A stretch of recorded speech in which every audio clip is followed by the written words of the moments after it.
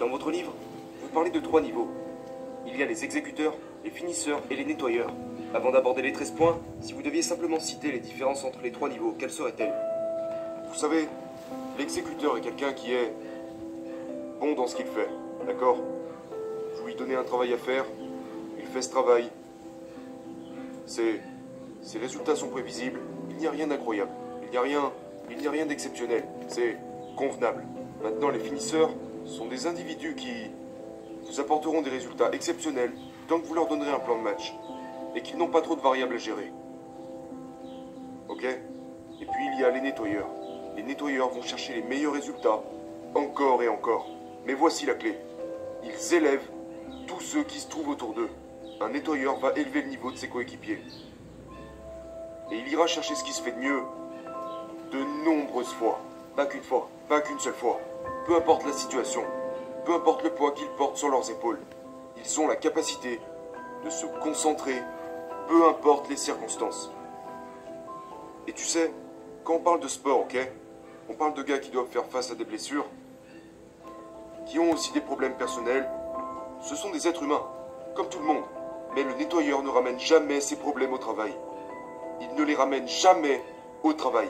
Une fois qu'il a mis le pied sur un terrain de football américain, un terrain de baseball, un terrain de foot, un terrain de basket, ça n'a aucune incidence sur lui.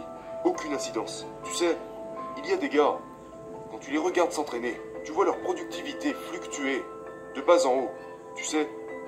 Et cela n'a en général rien à voir avec ce qui se passe au travail. Mais la plupart du temps avec leurs problèmes personnels. Et ils ramènent ça au travail. Les nettoyeurs ne ramènent pas leurs problèmes personnels au travail. Jamais. Est-ce quelque chose qui s'apprend? Ou est-ce quelque chose qu'on a naturellement? Tous les points peuvent être appris. Ils peuvent tous être appris. Ok? Et j'en parle dans le livre. Vous n'êtes pas né avec. C'est des choses qui s'apprennent. Mais ce qui se passe, c'est que tout le monde va faire face à de l'adversité. Tout le monde aura de l'adversité. Mais c'est la façon dont tu gères cette adversité qui te caractérise. N'attendez jamais que quelqu'un vienne s'occuper de votre adversité. Vous devez lui faire face. Et c'est la manière dont tu vas la gérer, comment tu vas la combattre, ou comment tu vas la fuir et laisser ta place, qui va déterminer l'évolution de ta carrière, de ton mental et de ton caractère. Tu sais, les gens parlent de... Les gens disent ça tout le temps. Tu sais, les défaites forgent le caractère. Ok. Quand est-ce que tu comptes avoir ce putain de caractère alors? Sérieusement. Quand est-ce que tu vas arrêter de perdre? Écoute, je préfère avoir quelqu'un qui gagne, avec peu de caractère, que quelqu'un qui a du caractère mais qui perd tout le temps. C'est bien d'avoir du caractère, mais au bout d'un moment, il faudrait peut-être commencer à gagner. Tu ne peux pas constamment chercher de l'aide. Les autres ont déjà leurs problèmes. Ils ont déjà leurs propres problèmes à régler. Eux aussi, ils ont des buts à atteindre. Après, peut-être qu'ils sont prêts à vous aider. Mais au bout d'un certain temps, si vous cherchez constamment de l'aide, vous échouerez. Tout dépend de vous. Vos échecs et vos réussites dépendent de vous. Tout est une question de clarté. Tout est une question de clarté. La zone porte sur la clarté. Combien de fois t'as vu dans le sport des joueurs à qui on dit « Tu penses trop ». Arrête de penser. Ne pense pas. Maintenant, que se passe-t-il lorsque tu demandes à quelqu'un d'arrêter de penser? Quelle est la première chose qu'il fait? Il pense. Exactement. Il se met à penser. Sais-tu combien d'heures et d'années de préparation sont nécessaires pour être capable de ne pas penser à quoi que ce soit? Ça demande des années et des années et des années à faire la même chose. Encore et encore et encore. Pour apprendre à ne pas penser? À ne pas penser. Pour être capable de prendre une réaction et de la transformer en un réflexe. C'est ce que les plus grands savent faire. La plupart des gens réagissent. Ok? Les meilleurs, c'est leur instinct. C'est impulsif, c'est inné. Ça devient des réflexes. J'ai déjà dit ça. Écoute, fais confiance à ton instinct. C'est ce que font les finisseurs. Tu sais comment ça se passe pour les nettoyeurs? C'est leur instinct qui leur fait confiance. Les engagements que vous avez envers vous-même doivent être plus grands que ceux que vous avez envers les autres. Qu'est-ce que ça veut dire? Ok, la plupart des gens sont absorbés par les engagements qu'ils ont envers les autres. Ok? Vos engagements envers vous-même doivent être immenses, dans le but d'atteindre le plus haut niveau et d'être le meilleur. La pression que vous vous imposez doit être plus grande que la pression qu'essaierait de vous mettre n'importe qui d'autre sur cette planète. Vos attentes envers vous-même doivent être bien plus élevées que celles de n'importe qui d'autre, que vous ne pourrez céder face à personne d'autre que vous-même. Donc la clé avec les nettoyeurs, et c'est le plus difficile, la chose la plus difficile à faire, est d'élever le niveau de chaque personne autour de vous. Parce qu'en général, le gars va se dire, si moi je peux le faire, pourquoi tu n'y arrives pas? Mais tout le monde ne peut pas le faire. Ok? J'adore celle-là. Tu sais, les gens disent partout, nous sommes tous nés avec de la grandeur. Nous ne naissons pas avec cette putain de grandeur. Ils disent des conneries pour essayer de faire un peu plus de ventes. Oh, nous sommes tous nés avec de la grandeur. Quand tu nais, t'es rien du tout. Tu sais ce que t'as à faire pour aller au paradis? Tu dois batailler et en crever pour mériter ce putain de paradis. Les gens ne savent plus se battre aujourd'hui. Ils ne savent plus lutter. Le paradis commence en enfer. Ceux qui savent batailler, ceux qui savent se relever, sont ceux qui finissent par réussir. Ce sont les icônes. Il y a beaucoup de légendes dans ce monde, mais très peu d'icônes. Tout le monde parle de son cercle intime. Ok? Les plus grands ont un cercle intime si petit, qui est si petit.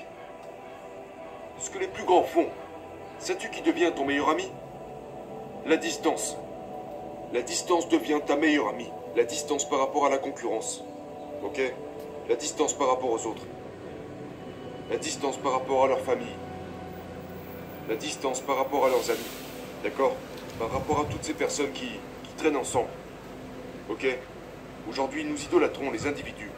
Tout le monde essaye d'intégrer un groupe. Quand tu grandis, tu sais, je veux faire partie de ce groupe. Je veux sortir avec ces gens. Je veux passer du temps avec ces gens. Mais qui est-ce qu'on doit vénérer le plus? Ceux qui sont seuls. Ceux qui créent de la distance entre eux, la concurrence et le reste du monde. D'accord? T'as tous tes amis, avec qui vous avez tous commencé ensemble. Mais au bout d'un certain temps, tu réalises qu'ils ne peuvent plus te suivre. Alors tu crées cette distance. Peut-être que tu voudrais continuer avec eux, mais ils n'en ont plus la capacité. Ils n'ont pas la discipline. Ils n'ont pas le sens du sacrifice.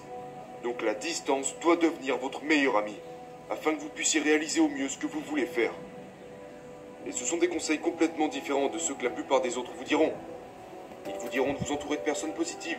Tu sais ce que ça veut dire? Ça veut dire que tu vas me cacher la vérité, juste pour que je me sente bien. C'est ça que ça veut dire. Vous devez vous entourer de gens qui vous diront la vérité lorsque vous ferez de la merde. Là, ils vous diront, tu fais n'importe quoi, t'as pris la mauvaise décision. Et quand ils vous disent que vous avez pris la mauvaise décision, eh bien maintenant vous devez régler le problème.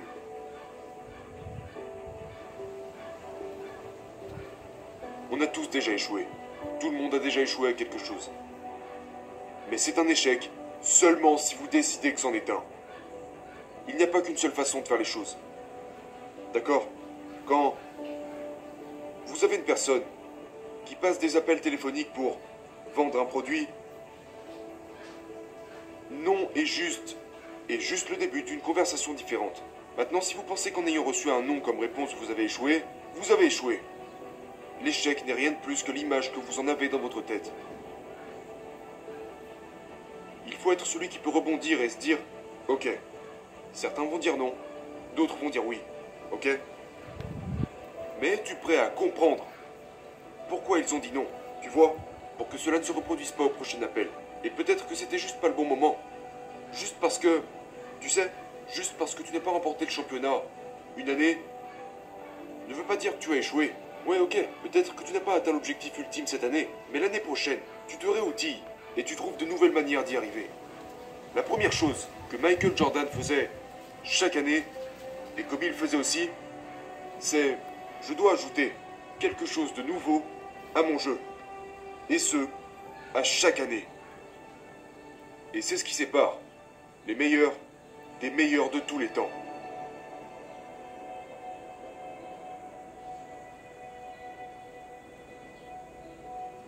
Tout à l'heure, nous parlons de l'échec. Alors voilà la clé à ce niveau-là. La résilience. La résilience. Quand les choses tournent mal, quand un tas de conneries commencent à se manifester, ok? Que tout le monde vous tire dans des directions différentes en vous disant que vous ne pouvez pas faire ci, que vous ne pouvez pas faire ça, Tu as ça. Tu as la résilience pour leur prouver qu'ils ont tort.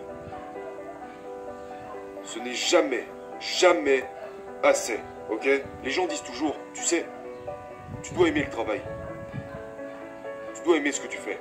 Tu ne dois pas aimer ce que tu fais. Tu dois être putain d'accro à ce que tu fais. Ok? Tu dois être accro à la victoire. Tout comme l'échec peut être une addiction, la victoire peut être une addiction. Mais tu sais quoi? Tu ne peux pas gagner. Tu dois échanger une dépendance contre une autre dépendance. Donc si tu perds constamment, tu dois échanger cette dépendance contre la victoire. Mais voici le problème. Quand tu remplaces une dépendance, devine quoi? Tu dois en remplacer une autre, puis une autre, puis une autre, encore et encore. Ok? Tu ne peux pas travailler de petites heures. Tu dois travailler de longues heures. Les gens disent, ah ouais, j'adore celui-là. Il me rend complètement fou. Tu dois travailler plus intelligemment, pas plus dur. Tu dois travailler plus intelligemment et travailler plus dur. Tu dois faire les deux, mon gars. Ok? Tu ne peux pas en faire qu'un. Ça fonctionne ensemble. Tu dois travailler plus intelligemment et travailler plus dur. Tu ne vas certainement pas me demander de travailler moins.